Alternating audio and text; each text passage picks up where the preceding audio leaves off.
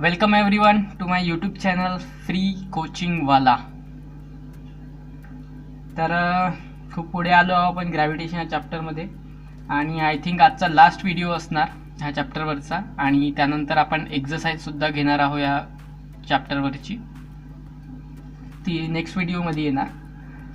तर आज आपण पाहणार आहोत, आधी आपण सॉल्व्ड एक्झाम्पल्स घेऊ आणि त्यानंतर gravitational potential energy, escape velocity, ठीक आहे, हे दोन टॉपिक्स बघणार आहोत. तर आधी बघूया सॉल्व्ड एक्झाम्पल्स.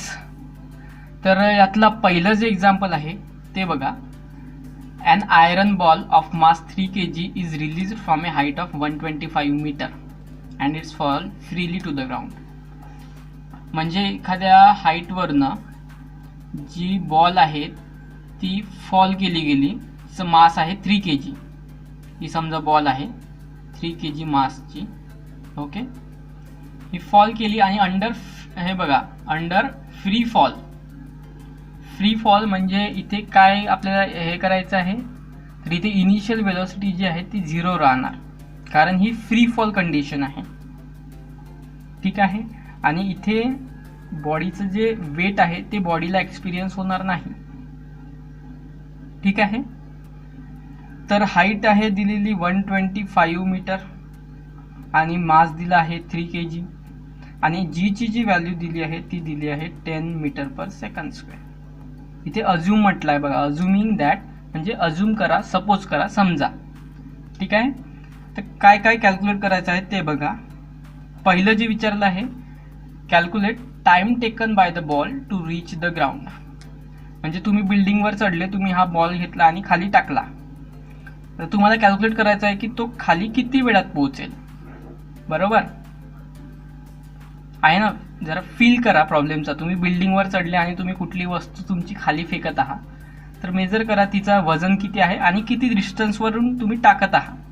तर तुम्ही फॉर्म्युल्यांचा यूज करून तिला किती टाइम लागेल ते काढू शकता, ठीक आहे. तर मग आता तुम्ही यूज कुठले फॉर्म्युले कराल, तर हे बघा, जिथे कुठेही असे एक्झाम्पल्स येणार वेलॉसिटी, ॲक्सेलरेशन, डिस्टन्सचे, तर तिथे आपल्याला यूज करायचे आहे न्यूटन्स जे लॉज आहे कायनेमॅटिक्सचे, न्यूटनने दिलेले, ते यूज करायचे आहे. तर यातले लॉज कुठले आहे ते मी जरा वरती ते नोट डाऊन करतो. पहिला जो आहे V equals to U plus AT. Second आहे S equals to UT plus half AT square. आणि थर्ड आहे V square equals to U square plus twice AS.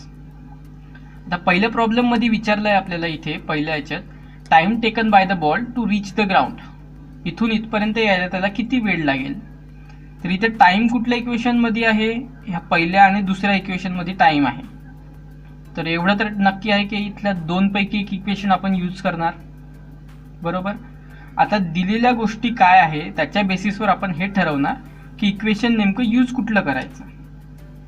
जसं की पहिलं बघितलं तर इथे ही V आहे फायनल वेलॉसिटी, आपल्याला इथे वेलॉसिटी दिलेलीच नाही, त्यामुळे पहिलं इक्वेशन तर ऑब्व्हियसली कटच होणार. सेकंडमध्ये आपल्याला डिस्टन्स हो दिलंय, ही जी हाईट आहे तेच डिस्टन्स आहे, ठीक आहे, म्हणजे डिस्टन्स दिलंय. आता फ्री फॉलची कंडिशन असल्यामुळे इनिशियल वेलॉसिटी तर 0 असणार, त्यामुळे ही क्वांटिटी 0 होणार, ठीक आहे. Plus half AT square. Acceleration दिलेलं आहे, इथे ग्रॅव्हिटेशनल ॲक्सेलरेशन असणार, बरोबर. आणि टाइम स्क्वेअर जो की फाइंड करायचा आहे.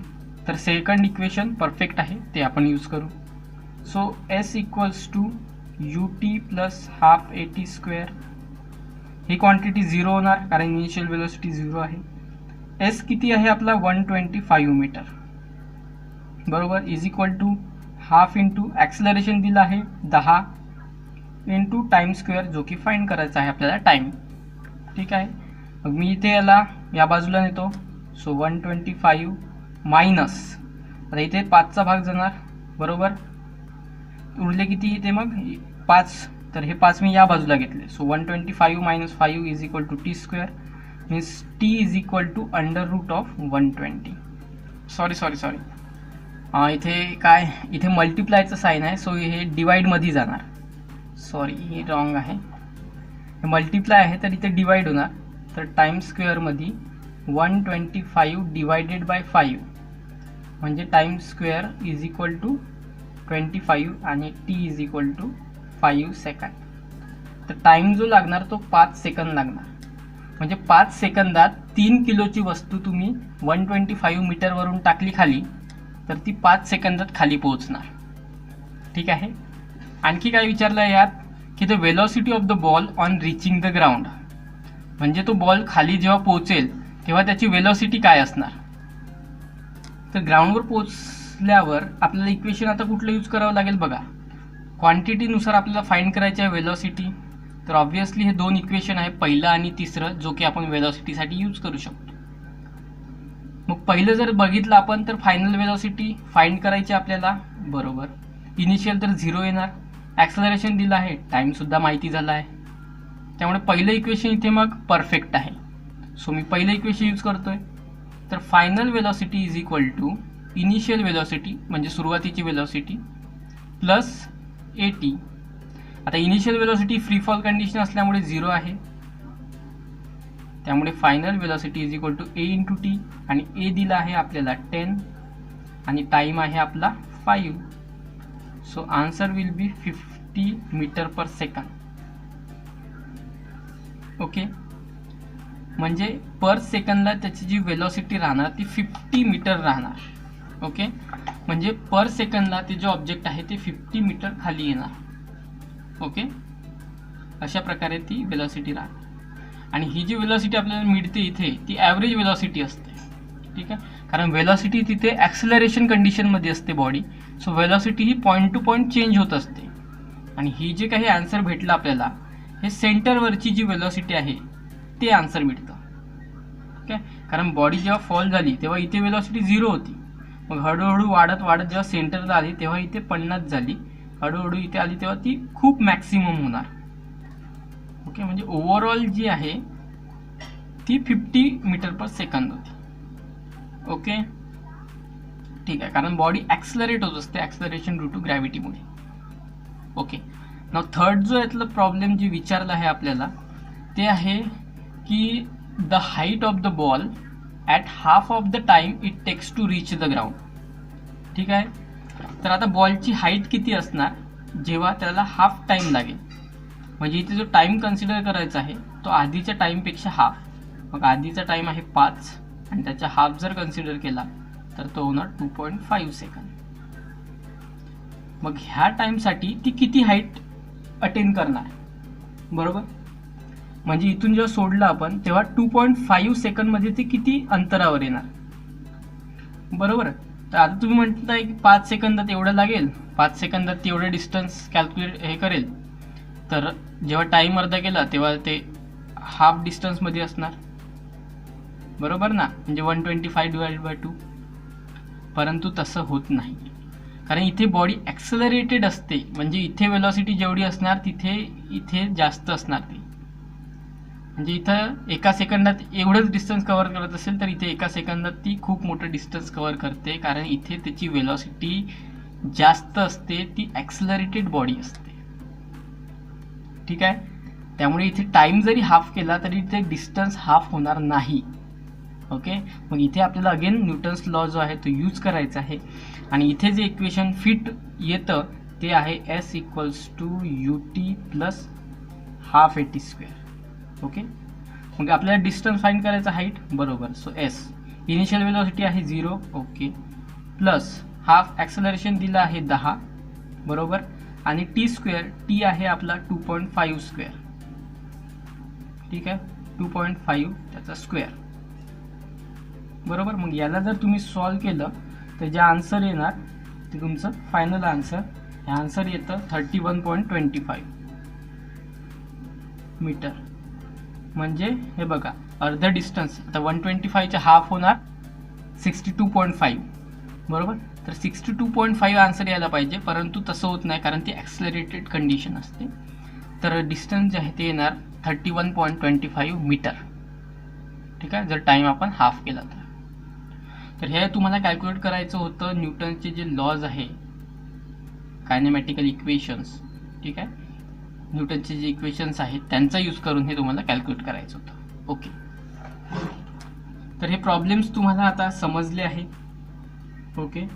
नंतर इथे खाली एक विचारलं आहे use your brain. Okay. According to Newton's law of gravitation, Earth's gravitational force is higher on an object of larger मास.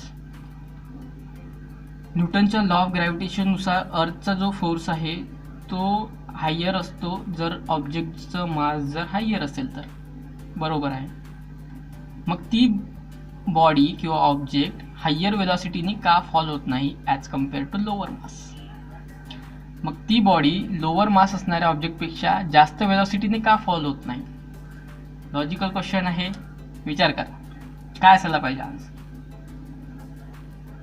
का ती फॉल होत नाही, सेम का आहे. जीची व्हॅल्यू जी आहे ती लहान मासची अशी बॉडी असेल किंवा मोठा मास असेल, बॉडीचं जास्त मास असेल तरी दोघांसाठी सुद्धा का बरं ते एकाच रेटने फॉल होतात. कारण याआधी आपण बघितलंय जी जे इक्वेशन आहे ॲक्सेलरेशन ड्यू टू ग्रॅव्हिटी त्याला आपण कॅल्क्युलेट केल्यानंतर असं बघितलं की gm/r² हे इक्वेशन आलं. तर यात हा जो जी आहे हा तर कॉन्स्टंट आहे युनिव्हर्सल.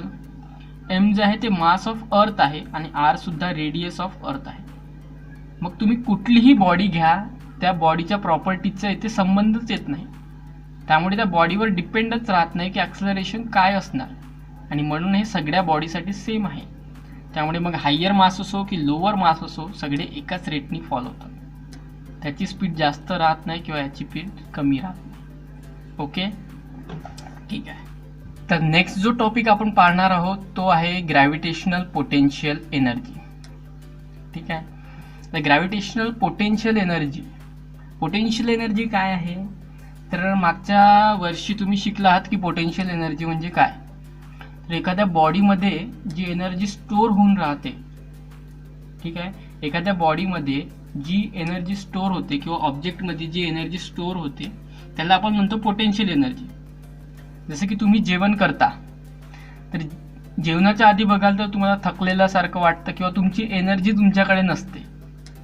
म्हणजे काय, तर तुमच्या बॉडीमध्ये जी एनर्जी स्टोअर होती ती आता तुम्ही सर्व खेळण्यात कुदण्यात हे ते गोष्टी करण्यात वाया घालवली. त्यामुळे ती एनर्जी कमी झाली तुमची.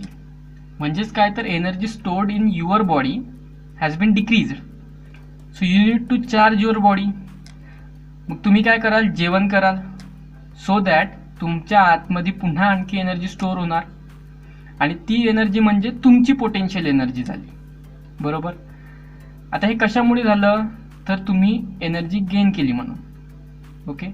आणि ही जी पोटेन्शियल एनर्जी आहे ती साईज आणि पोझिशनवर सुद्धा डिपेंड करते ऑब्जेक्टच्या. बरोबर ना.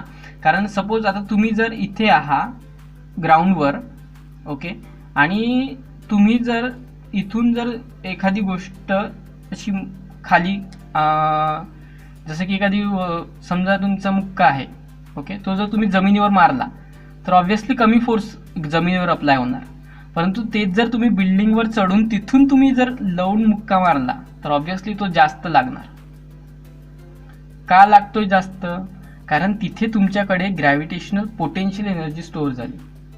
कारण ही जी पोटेन्शियल एनर्जी आहे ती साईजवर आणि पोझिशनवर डिपेंड करते. आता तुमची पोझिशन जेवढी जास्त वरती होणार तेवढी तुमची पोटेन्शियल एनर्जी जास्त राहणार. ठीक आहे. तसेच तुमची साईज जर जास्त असेल तर ऑब्व्हियसली तो फोर्स सुद्धा मुक्का जास्त जोरात असणार. म्हणजे साईजवर सुद्धा डिपेंड करते. साईज जास्त तर पोटेन्शियल एनर्जी जास्त. आणि आता ही येत कशी आहे एनर्जी, तर ग्रॅव्हिटेशनच्या इफेक्टमुळे येत आहे, म्हणून याला म्हणतात ग्रॅव्हिटेशनल पोटेन्शियल एनर्जी. ठीक आहे. ओके.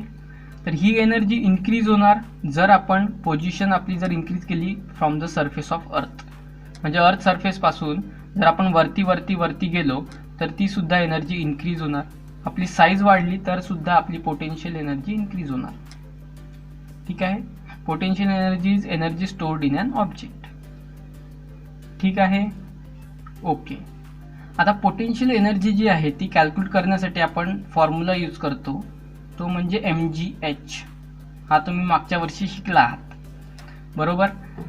आता तुम्हाला माहिती आहे की जसजसं आपण पृथ्वीपासून वरती जाऊ, वरच्या अंतरावर जाऊ, तशी तशी जीची जी व्हॅल्यू आहे ती डिक्रीज होत जाते. बरोबर. कारण सेंटरकडे ती जास्त असते. ठीक आहे ना.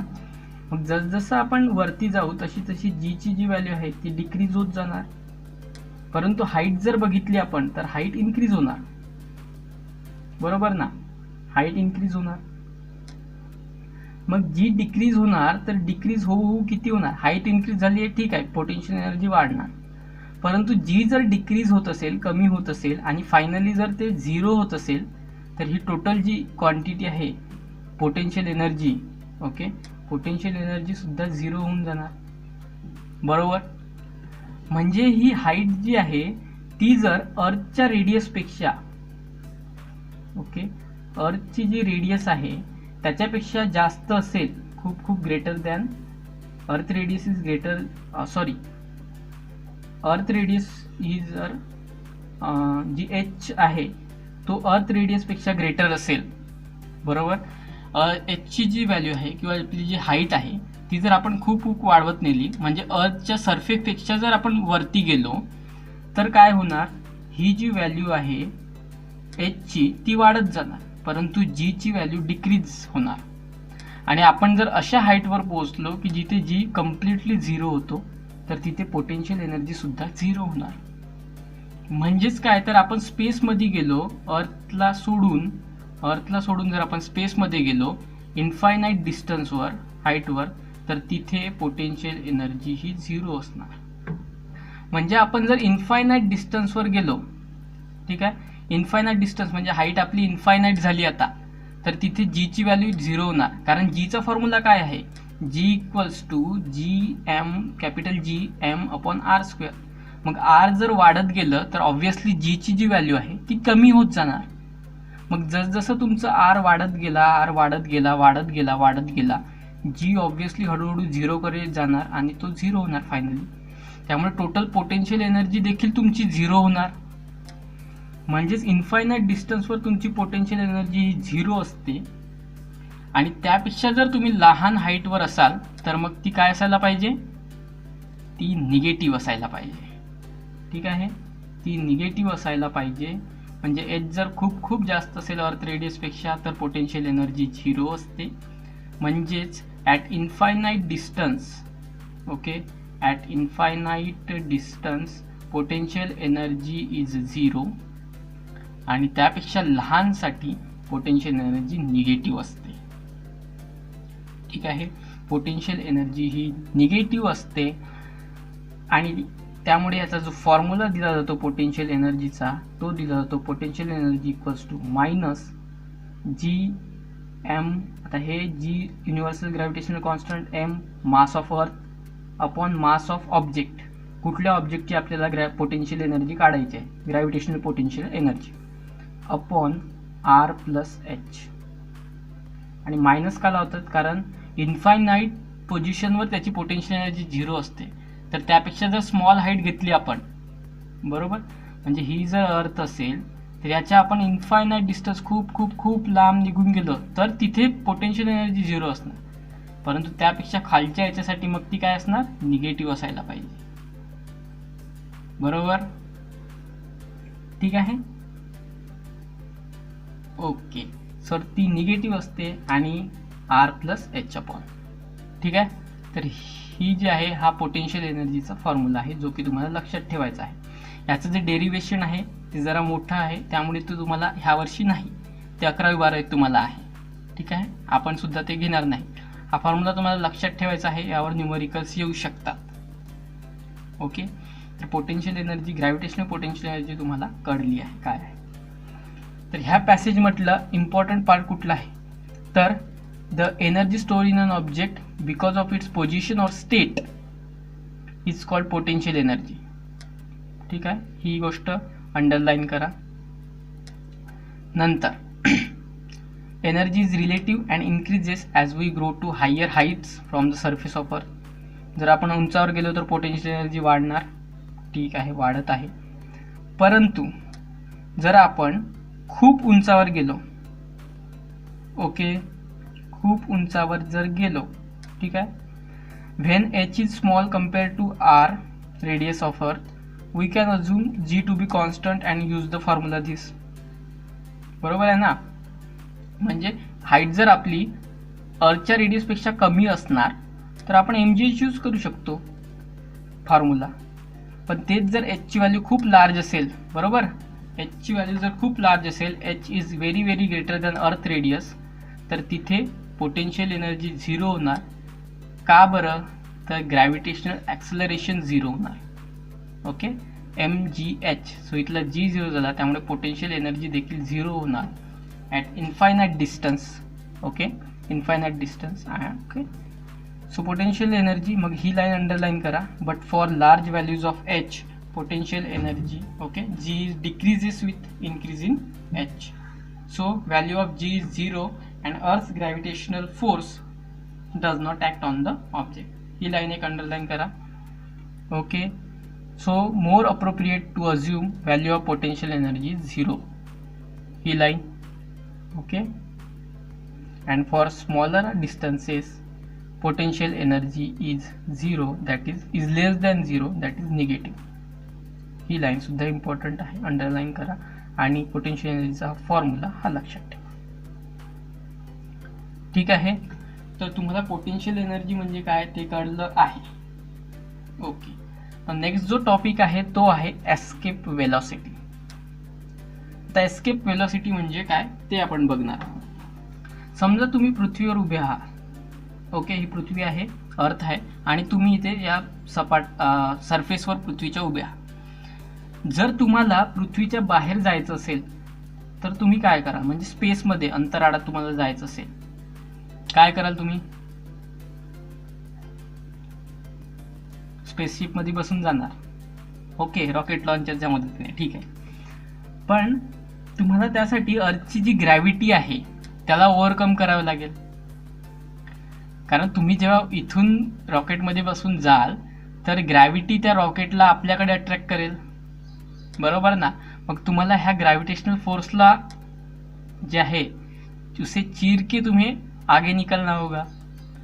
सो त्यासाठी तुम्हाला काय करावं लागेल, त्या ग्रॅव्हिटेशनल फोर्स जो आहे त्यापेक्षा काही जास्त वेलॉसिटीने तुम्हाला बाहेर पडावं लागेल, सो दॅट तुम्ही अर्थच्या ग्रॅव्हिटेशनल फोर्समधून एस्केप होऊ शकाल, सुटू शकाल. ठीक आहे, आणि अशी जी वेलॉसिटी आहे, ज्या वेलॉसिटीने तुम्हाला जावं लागेल त्याला म्हणतात एस्केप वेलॉसिटी. ठीक आहे, म्हणजे तुम्हाला जर अर्थच्या ग्रॅव्हिटेशनल फोर्सच्या इन्फ्लुएन्समुळे बाहेर जायचं असेल, इन्फ्लुएन्सच्या बाहेर जायचं असेल, तर एका पर्टिक्युलर वेलॉसिटीने जावं लागेल किंवा त्यापेक्षा जास्त वेलॉसिटीने. त्याला म्हणतात एस्केप वेलॉसिटी, ज्यामुळे तुम्ही अर्थच्या ग्रॅव्हिटेशनमधून एस्केप होऊ शकाल, स्पेसमध्ये जाल. ठीक आहे, तर मग ही वेलॉसिटी कॅल्क्युलेट कशी करायची. ठीक आहे, आता तुमच्या पुस्तकात एक मेथड दिलेली आहे, मी सुद्धा तुम्हाला एक सोपी मेथड सांगतोय, तुम्हाला सहज लक्षात राहील अशी. जसं की हा जो सेंट्रिपिटल फोर्स आहे तुम्हाला माहिती आहे, तो प्रोव्हाइड केला जातो, तो लिहिला जातो या फॉर्म्युल्याने, F = mv²/r. ओके, आणि again force is equal to mg, force is equal to mg सुद्धा असतं, force is equal to mv²/r सुद्धा असतं. हा फॉर्म्युला आपण मागे बघितला आहे, magnitude of centripetal force. Okay, आणि mv²/r आणि इथे mg. हा m कॅन्सल झाला, आपल्याला पाहिजे वेलॉसिटी, तर ही वेलॉसिटी असणार v² = rg होणार आणि v = √r(g) होणार. आता इथे r जो आहे तो रेडियस ऑफ अर्थ असणार. ठीक आहे, अशा प्रकारे काढलं जातं. म्हणजे हे तुम्हाला 11वीत आहे, 11वी-12वीला आहे तेव्हा तिथे आहे ही सिंपल स्टेप, परंतु इथे जरा वेगळी स्टेप दिली आहे तर ते सांगतो. ठीक आहे, हे लक्षात राहावं तुमच्यासाठी, तुम्हाला समजावं म्हणून सांगितलं आहे. तर ही एस्केप वेलॉसिटी ह्या फॉर्म्युल्याने दिली जाते, √gr किंवा rg. ठीक आहे, ओके. आता तुमच्या पुस्तकात काय दिलं आहे ते बघा. तर आधी तर ही एस्केप वेलॉसिटी म्हणजे काय ते जरा इथे सांगितलंय, की जर आपण ऑब्जेक्टला वरती फेकलं तर त्याची वेलॉसिटी डिक्रीज होतं, बरोबर आहे, कारण ग्रॅव्हिटेशनमुळे. वरती फेकलं ऑब्जेक्ट तर हळूहळू त्याची वेलॉसिटी कमी होणार आणि ते थांबणार तो एका पॉईंटवर आणि पुन्हा खाली येणार, बरोबर. मग याला ओव्हरकम करण्यासाठी आपल्याला एका वेलॉसिटीने फेकावं लागेल, ज्यामुळे तो पूर्ण आकाशात वरती जाणार, अर्थच्या ग्रॅव्हिटेशनच्या बाहेर. ठीक आहे, तर ही जी किती हाईट अटेन करू शकतं, जर आपण याला वरती फेकलं तर तो किती हाईट अटेन करू शकते, हे आपण न्यूटनच्या जो कायनेमॅटिकल इक्वेशन आहे त्यावरून आपण काढू शकतो. v² equals to u² plus twice S. तर आता इनिशियल वेलोसिटी म्हणजे ग्राउंडवर आपली वेलोसिटी 0 आहे, त्यामुळे इनिशियल वेलोसिटी मी 0 घेणार. फायनल वेलोसिटी मला जी काही अटेन करायची असेल ती घेणार मी, बरोबर ना. सॉरी इथे v² equals to u² plus twice S.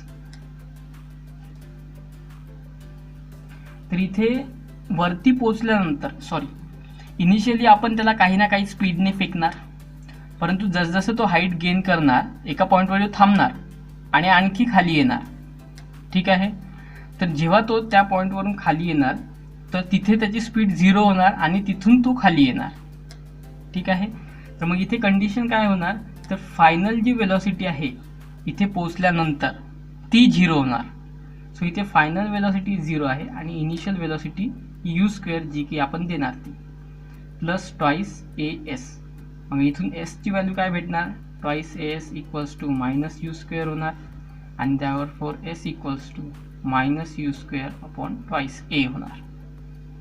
तर एवढं डिस्टन्स आपण ट्रॅव्हल करू शकतो जर आपण एवढी इनिशियल वेलोसिटी दिली तर. ठीक आहे. मग यात आपण व्हॅल्यू टाकू शकतो, जर 5 मिनिट पर सेकंद किंवा 5 metre per second, 10 metre per second जी दिली त्यानुसार आपल्याला हाईट मिळणार. ठीक आहे. अशा प्रकारे आपण कॅल्क्युलेट करू शकतो. ठीक आहे. तर तेच इथे दिलं आहे की मॅक्सिमम हाईट तो जो बॉल गेन करू शकतो तो एवढी s equals to minus u² upon twice g. बरोबर. तर हायर जर आपण त्याला वेलोसिटी दिली, कारण इथे हा एस डायरेक्टली प्रोपोर्शनल आहे यूला, जेवढी जास्त वेलोसिटी देऊ तेवढ्यात जास्त तो उंचीवर जाणार. बरोबर. परंतु तो उंचीवर जाणार तरी तो हळूहळू पुन्हा खाली येणार, कारण अर्थ त्याला अट्रॅक्ट करत स्वतःकडे. मग अशी किती वेलोसिटी असली पाहिजे की ज्यामुळे तो बाहेर पडणार. बरोबर. तर ते आपण आता कॅल्क्युलेट करणार आहोत लॉ ऑफ कन्झर्वेशनचा यूज करून, law of conservation of energy. तर अर्थ सरफेसवर कायनेटिक एनर्जीची जी व्हॅल्यू असते, kinetic energy on earth surface, that is equal to half mv². Okay.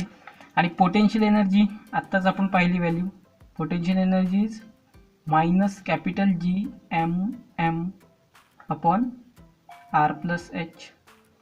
Okay. आता आपण जेव्हा अर्थ सरफेसवर आहोत तेव्हा ऑब्व्हियसली हाईट जी आहे ती 0 असणार. ठीक आहे. कारण आपण अर्थ सरफेसवर आहोत त्यामुळे व्हॅल्यू जी आहे ती फक्त r ची आपण कन्सिडर करणार आणि एच जो आहे तो 0 असणार.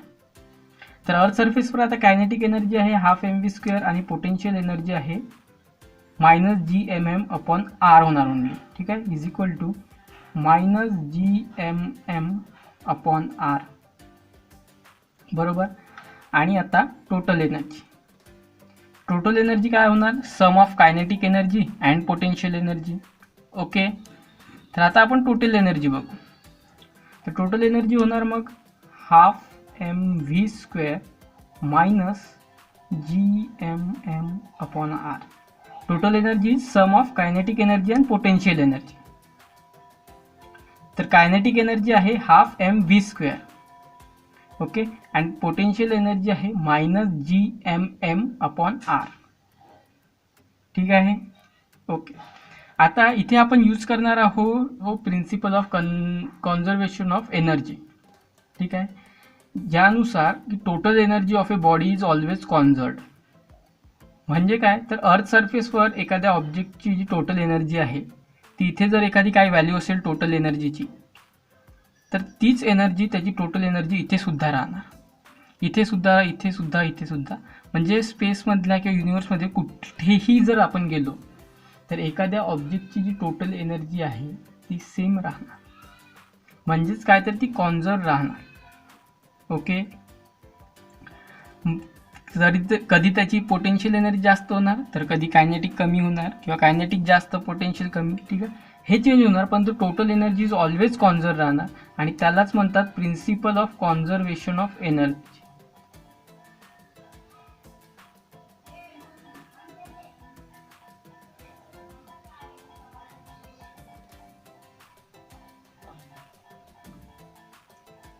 आणि त्यामुळे इथे जी आता एनर्जी आपल्याला मिळाली आहे ती कॉन्झर्व होणार आणि आपल्याला इक्वेशन भेटणार ½ mv² - gmm/r = 0. ठीक आहे. आणि जेव्हा ह्याला आपण सॉल्व करू तेव्हा आपल्याला मिळणार, आता आपल्याला फाइंड काय करायचं आहे इथे, तर एस्केप वेलॉसिटी. आणि इथे जी वेलॉसिटी आली आहे ह्या क्वांटिटीमध्ये तीच आहे आपली escape velocity. So ½ mv escape² = gmm/r. Okay. आता हा m कॅन्सल होणार ह्या m सोबत. आपल्याला फाइंड करायची आहे velocity. So escape velocity square = हा 2 इकडे नेऊ आपण, सो ट्वाइस gm/r. ओके. आणि त्यामुळेच आता v होणार, जर आपण दोन्ही साईडचं स्क्वेअर रूट जर काढलं तर इथे होणार √2 टाइम्स gm/r. ठीक आहे. आता बघा, ह्याला जर मी फर्दर सॉल्व करतो म्हटलं म्हणजे मी काय करणार, तर मी याला अंडररूटमध्येच आतमध्ये आरनी मल्टिप्लाय करणार आणि आरनी डिवाइड करणार. मग आरनी मल्टिप्लाय आणि आरनी डिवाइड केल्यानंतर काय होणार, तर 2 टाइम्स gm, इथे आर मी हा वेगळाच ठेवला आणि खाली जर बघाल तर r² झाला. ओके. आणि आता ही जी क्वांटिटी आहे gm/r², त्याला आपण म्हणतो ॲक्सेलरेशन ड्यू टू ग्रॅव्हिटी. बरोबर. सो याला मी असं राईट करू शकणार √2 g × r. So escape velocity आता झाली √2 g × r. ठीक आहे. ओके. आणि आताच जर याला आपण पुढे सॉल्व केलं, जर व्हॅल्यू टाकल्या त्यात काय व्हॅल्यू येणार, √2 ॲज इट इट. g ची व्हॅल्यू आहे 9.8 आणि r आहे 6.4 × 10⁶ अर्थची रेडियस. ओके. याला सॉल्व केल्यानंतर याची व्हॅल्यू येते 11.2. Okay, 11.2 km/s. तर याचा अर्थ काय, 11.2 सेकंद, 11.2 km/s. म्हणजे आता बघा, फील करा, जर तुम्हाला अर्थच्या ग्रॅव्हिटेशनल फोर्सला एस्केप करायचं असेल, त्याच्या इन्फ्लुएन्समधून तुम्हाला बाहेर निघायचं असेल, म्हणजे अर्थमधून स्पेसमध्ये जायचं असेल, तर तुम्हाला इथून 11.2 km/s ह्या स्पीडने, ह्या इनिशियल वेलॉसिटीने जावं लागेल. विचार करा, बघा, फील करा, 1 किलोमीटर म्हणजे किती झालं अंतर माहिती आहे तुम्हाला, तर 11 km/s, जे एका सेकंदाला तुम्हाला 11 किलोमीटर डिस्टन्स चालावं लागेल. एवढ्या स्पीडनी तुम्हाला तुमची वेलॉसिटी असली पाहिजे जेणेकरून तुम्ही एस्केप होऊ शकाल स्पेसमध्ये. ठीक आहे. आणि ती वेलॉसिटी आहे एस्केप वेलॉसिटी, जी की आहे 11.2. मग आपले जे सॅटेलाइट्स वगैरे जे इथे पाठवले जातात स्पेसमध्ये, इस्रो वगैरे पाठवतात, त्यांची जी वेलॉसिटी आहे ती नियरली एवढीच असते, की जेणेकरून, आणि ते मधामधात बूस्ट करत असतात इंजिन्स, सो एकाच वेळी लोड आलं नाही पाहिजे म्हणून वगैरे. ठीक आहे. तर आय होप तुम्हाला हा टॉपिक समजला असेल. आता ह्यात जे प्रॉब्लेम आहे सेकंड, ते प्रॉब्लेम आपण घेतलं नव्हतं, तर ते मी तुम्हाला इथे आता सांगतोय.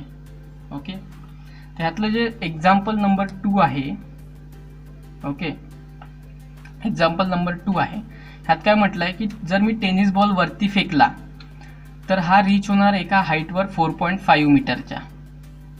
बरोबर. मी इथे उभा आहे, इथून मी बॉल फेकला, हा इथे रीच झाला, हाईट आहे 4.5 metre. Okay. Before coming down. ठीक आहे. What will be its initial velocity, तर मग याची इथली वेलॉसिटी काय असणार. ठीक आहे. आणखी काय, म्हणजे इथली वेलॉसिटी म्हणजे कुठली, आता इनिशियल वेलॉसिटी. ठीक आहे. How much time will it take to come down, आणि खाली यायला त्याला किती वेळ लागेल. Assume that g = 10 m/s². तर अगेन सिम्पल प्रॉब्लेम आहे, पण इथे आपल्याला याला 2 केसमध्ये डिवाइड करावं लागेल. केस 1 कुठली, तर वरती जाण्याची, खालून वरती जाण्याची. तर जेव्हा खालून वरती जाणार तेव्हा आपल्याला फाइंड काय करायचं आहे, इनिशियल वेलॉसिटी.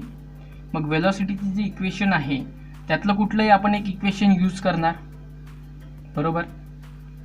तर त्यातलं आपण इक्वेशन यूज करू v² = u² + 2as, कारण आपल्याला डिस्टन्स दिला आहे म्हणून. सो इनिशियल जी वेलॉसिटी होती इथून बरोबर, ती आपल्याला फाइंड करायची आहे. इनिशियल म्हणजे यू आणि फायनल जी आहे ती इथे 0 असणार. का बरं? कारण तुम्ही बॉल फेकला तर तो एका पॉईंटवर जाऊन थांबणार. ओके, म्हणजे इथे जाऊन तो थांबणार आणि परत खाली येणार. सो फायनल वेलोसिटी इथे 0 आहे, तर मी 0 घेतली. इनिशियल तर मला फाइंड करायची आहे, प्लस 2 टाइम्स ॲक्सलरेशन दिलं आहे 10 आणि डिस्टन्स दिला आहे 4.5 मीटर आणि त्यावरून मला यू स्क्वेअर इक्वल्स टू होणार मायनस, आणि याचं जर कॅल्क्युलेशन केलं तर आन्सर येतं 81.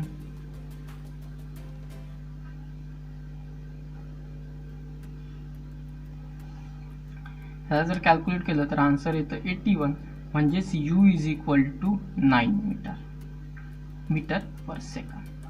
तर 9 मीटर पर सेकंद ह्या इनिशियल वेलॉसिटीने आपल्याला ऑब्जेक्टला फेकावं लागेल, म्हणजे एवढ्या स्पीडने, म्हणजे एका सेकंदला तो 9 मीटर गेला पाहिजे.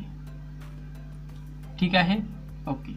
आणि आता नेक्स्ट जो क्वेश्चन आहे त्यात विचारलं आहे की how much total time will it take to come down, म्हणजे इथून तो इथपर्यंत यायला त्याला किती वेळ लागेल. तर आता आपण सेकंड जे आहे त्यात असं इक्वेशन चूज करू की ज्यात टाईम असेल. तर असे आपल्याकडे 2 इक्वेशन आहेत. एक आहे S equals to U T plus half A T square, ठीक आहे, आणि पहिलं आहे V equals to U plus A T. तर आपण ऑब्विसली कुठलं इक्वेशन यूज करणार इथे, जे सेकंड आहे S equals to U T plus half A T square, कारण ते डिस्टन्स दिलेलं आहे आपल्याला. आणि इनिशियल वेलोसिटी आता काय असणार हे बघा. इनिशियल वेलोसिटी जी आहे ती इथली असणार, कारण सेकंड केसमध्ये बॉल इथून सुटत आहे, मग इथे वेलोसिटी होती 0. सो एस दिला आहे आपल्याला, डिस्टन्स किती आहे 4.5, इनिशियल वेलोसिटी आहे 0, बरोबर, प्लस हाफ ॲक्सलरेशन दिला आहे 10 आणि टाइम स्क्वेअर जो की आपल्याला फाइंड करायचा आहे टी. ठीक आहे, मग याला जर कॅल्क्युलेट केलं तर 4.5 आणि ते 5ने मल्टिप्लाय करणार आणि त्यामुळे टाइम जो येणार तो होणार √4.5/5. ह्याला कॅल्क्युलेट करा जो काही टाइम येणार तो. तर आन्सर येतं याचं 0.9 सेकंद. तर आपल्याला 0.9 सेकंद लागेल वरून खाली यायला. ठीक आहे, सिंपल होतं प्रॉब्लेम. Okay, fine. तर आता शेवटचा जो टॉपिक आहे तो एक राहिला आहे, वेटलेसनेस इन स्पेस. ठीक आहे, म्हणजे काय, तर हे बघा, जेव्हा स्पेस ट्रॅव्हलर जे आहे ते स्पेसमध्ये जातात तर त्यांना जे आहे स्पेसमध्ये ग्रॅव्हिटी अफेक्ट करत नाही, कारण ग्रॅव्हिटी जी ॲक्सलरेशन माहिती आहे ते वरती जर गेलं तर कमी होतं, बरोबर. तर मग जसजसं आपण इथून स्पेसमध्ये वरती जाऊ, ओके, अर्थवरून जसजसं आपण स्पेसमध्ये वरती जाऊ तर जीची व्हॅल्यू जी आहे ती डिक्रीज होत जाणार, त्यामुळे ॲक्सलरेशन त्यांच्यावर कमी असणार. मग ॲक्सलरेशन कमी असणार तर त्यांच्यावर जो जीची इफेक्ट आहे, कारण वेट काय असतं m/g, मग जी जर कमी होत असेल तर ऑब्व्हियसली त्यांना वेट त्यांचं जाणवणार नाही, फक्त मास जे आहे तेच, वेट त्यांना फील होणार नाही त्यांचं, बरोबर. मग खूप जर वरती गेलो तर ऑब्व्हियसली तिथे व्हॅल्यू ऑफ जी जी आहे ती 0 असणार. मग अशा ठिकाणी काय होणार तर त्यांचं वेट सुद्धा त्यांना 0 वाटणार, कारण m/g म्हणजे m/0 म्हणजे 0 होणार, तर वेट सुद्धा त्यांचं 0 होणार. म्हणजेच जेव्हा आपण पर्टिक्युलर अशा हाईटवर जाऊ की जिथे जीची व्हॅल्यू कम्प्लिटली 0 होणार त्याला म्हणतात वेटलेसनेस, म्हणजे तिथे वेट फील होणार नाही ॲस्ट्रॉनॉमर्सला. तर त्या कंडिशनला म्हणतात weightlessness in space. Okay, weightlessness in space म्हणजे वेटलेस, वेट आहे वेटलेस आहे. जसं की आपण म्हणतो होपलेस आहे की नाही, म्हणजे होप त्याच्याकडून कुठलीही आता आशा बाळगता येत नाही आपल्याला, होपलेस आहे तो. So hopeless. तसंच वेट होतं वेटलेस, वेट नाही. ठीक आहे, तर त्याला वेट फील होणार नाही स्पेसमध्ये, ह्या कंडिशनला म्हणतात वेटलेसनेस इन स्पेस. ठीक आहे, तर हेच दिलं आहे या पॅरेग्राफमध्ये. ओके, तेच सांगितलं आहे की स्पेसमध्ये आपल्याला वेट का बरं फील होत नाही, कारण तिथे जीची व्हॅल्यू जी आहे ती 0 होते पर्टिक्युलर डिस्टन्स नंतर. ओके, हाच पॅसेजसुद्धा तुम्हाला परीक्षेत येणार नाही आणि यावर क्वेश्चनसुद्धा तुम्हाला विचारले जाणार नाही. ठीक आहे. ओके. यातली इम्पॉर्टंट कुठली गोष्ट जर तुम्हाला लक्षात घ्यायची असेल तर तुम्ही एक लक्षात घेऊ शकता की the velocity of free fall does not depend on properties of object, is same for all the spacecraft. Okay. तर thus if traveler release an object from her hand it will remain stationary with respect to her and will appear to weightless. म्हणजे कुठलंही जर object एखाद्या ॲस्ट्रॉनॉमरने release केलं स्पेसमध्ये, okay, तर त्याला gravity attract करणार नाही, त्यामुळे त्याचं वजन जे आहे ते फील होणार नाही. जसं की आपण मगाशी हातात दगड घेतला तर आपल्याला फील होत होतं त्याचं वेट, कारण तर ते ऑब्जेक्टला खाली ओढत होतं, ग्रॅव्हिटेशनल फोर्स त्या ऑब्जेक्टला खाली ओढत होता. परंतु तिथे ग्रॅव्हिटेशनल ॲक्सेलरेशन स्पेसमध्ये 0 झालं आहे. त्यामुळे जर तुम्ही हातात कुठली वस्तू घेतली तर तिचं जे वेट आहे ते तुम्हाला फील होणार नाही, कारण तिथे जीची व्हॅल्यू 0 झाली आहे. ठीक आहे. ओके. आणि ह्या पार्टमधला कुठला पार्ट इम्पॉर्टंट आहे जो तुम्हाला अंडरलाईन करायचा आहे, तर as we go up velocity decreases because of gravitation of earth. ही लाईन एक इम्पॉर्टंट आहे, त्याला अंडरलाईन करा. आणि velocity become 0 after reaching a certain height आणि then the stone start falling down. ही एक आणि हे इक्वेशन. बाकी कुठल्या गोष्टी इम्पॉर्टंट नाही. हा टेबल मी तुम्हाला सांगितलं आहे, कायनेटिक एनर्जी काय असते सरफेसवर, पोटेन्शियल एनर्जी आणि टोटल एनर्जी. ठीक आहे. आणि ह्या सगळ्या गोष्टी 0 असतात इनफायनाईट डिस्टन्सवर, कारण जी 0 होतो. बरोबर आहे, ते सुद्धा तुम्हाला सांगितलं आहे मी. आणि ही वेलॉसिटी जी आहे ती लक्षात ठेवा. डिराईव्ह कसं करतात ते सुद्धा लक्षात ठेवा, ते सुद्धा इम्पॉर्टंट आहे पेपराच्या दृष्टी. तर ठीक आहे, इथे आपला हा चॅप्टर संपत आहे आणि नेक्स्ट व्हिडिओमध्ये आपण या चॅप्टरची एक्झरसाइज घेणार आहोत. ठीक आहे. तर जर तुम्हाला काही डाऊट्स असतील तर तुम्ही कमेंट्समध्ये मला विचारू शकता. ठीक आहे, तिथे टाईप करून पाठवा. ओके. आणि जर तुम्हाला व्हिडिओ आवडला असेल तर नक्की चॅनलला सबस्क्राईब करा आणि तुमच्या मित्रांसोबत सुद्धा शेअर करा. ठीक आहे. Thanks for watching.